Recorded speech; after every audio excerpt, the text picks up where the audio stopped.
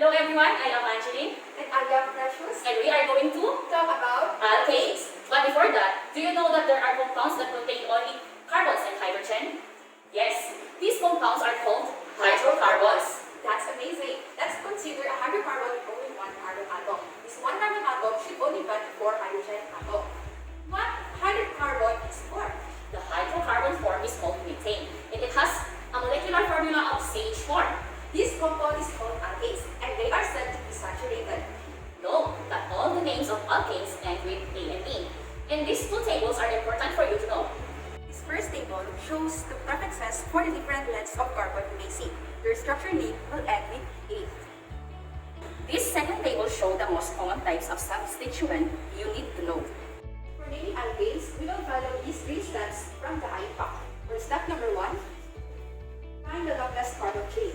And for the number 2, number the carbon chain so we have the most substituent and lowest number of each substituent. And for step number 3, identify the type of substituents. For example number 1, name this alkane. So first, we are going to name the longest chain since it has 1, 2, 3, 4, 5. Therefore, it is methane.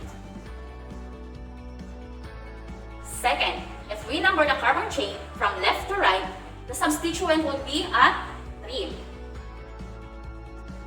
We know the location of the substituent is at 3. Third, there is only one carbon that is not part of the carbon chain, so it is a methyl group. And we get the 3-methyl hexane. Note that there is no spaces and nothing is capitalized in naming alkanes. For example number 2, name this alkane. In this case, the structure has 2 of the same substituents. So, in this alkane, there are 2 methyl groups attached to it. Whenever a structure has 2 or more of the same substituent, we separate the numbers with a comma. Then there's a dash,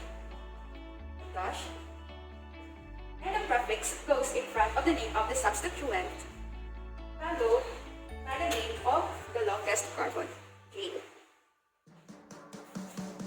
First step, to name the longest carbon chain, since it has 4 carbon atoms, it is called butane. Second, number the carbon chains so we have the most substituents and lowest number of each substituent. 1, 2, 3, 4. So 2, comma 3 goes in front. Third is to identify the substituent. Since there are 2 of the methyl group, the prefix for 2 is di, so dimethyl.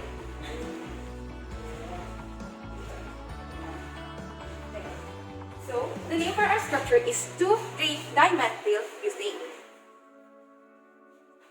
If there's 2 or more different substituents, place them in alphabetical order.